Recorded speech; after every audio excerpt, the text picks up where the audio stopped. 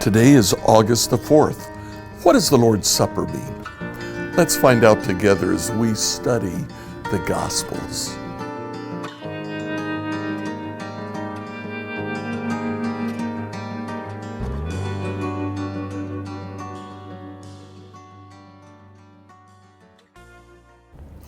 So in the Synoptic Gospels, Matthew, Mark, and Luke, we come to the end of Jesus's ministry, and he holds a meal with them. He holds that meal as well in John, but the Synoptics focus on one aspect of the meal. John focuses on a different aspect of the meal. Now, that meal was Jesus's last Passover meal. It was actually held about 24 hours before everyone else in Jerusalem ate the Passover meal.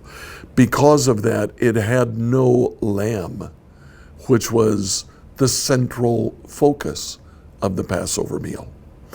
The Passover meal by this time was 1,500 years old. It looked back at the time that Israel was freed from Egypt. At the end of 10 plagues, which probably took place over almost an entire year, the 10th plague, the worst of all, was the death of the firstborn.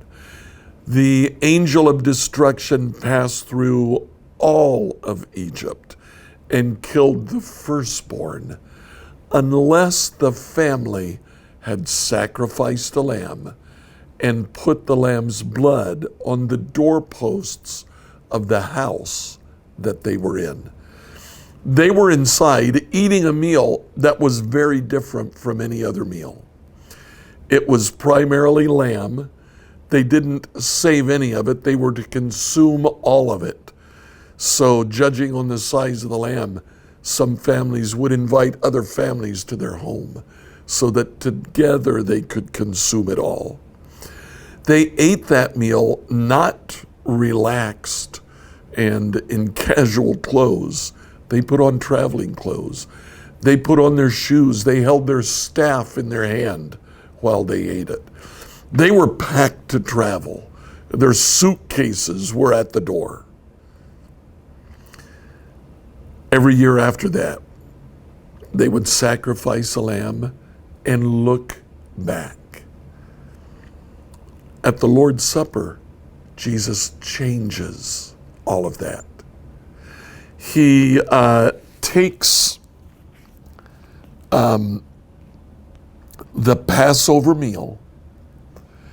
He prepares it all except for the lamb. He is the lamb. And then in the middle of the meal, he changes it. In Luke chapter 22, verse 17, then he took a cup of wine and he gave thanks to God for it. And he said, "Take this and share it among yourselves. I won't drink wine again until the kingdom of God has come." Then he took some bread and gave thanks to God for it. Then he broke it in pieces and gave it to the disciples, saying, "This is my body, which is given for you. Do this to remember me." And after supper, he took another cup of wine and said, "This cup is the new covenant between God and his people, an agreement confirmed with my blood, which is poured out as a sacrifice for you." Jesus takes the Passover meal and he gives it a completely new meaning. We no longer look back at the angel of destruction killing the firstborn. Instead, we look to Jesus as God offers his son, his firstborn, his only son on the cross for us. Now, in the book of John, they eat the meal But we never get this exchange of wine and bread and a reference to a new covenant. Jesus does say, I give you a new command, love each other. But in chapter 15, Jesus goes on to say something very similar to what he has said in take my body, eat my body. John chapter 15, verse 4, he says, remain in me, I will remain in you. And just to repeat it in verse 9, I've loved you even as the Father has loved me. Remain in my love. When you obey my commandments, you remain in my love, just as I obey my Father's commandments and remain in his love. In the book of John, in the teaching that John records, he says, Jesus said, remain in me. That's in essence what Jesus is saying when he says, take my body, eat my body, take my blood, drink my blood. Remain in me. Be in me. Let my words remain in you and obey them.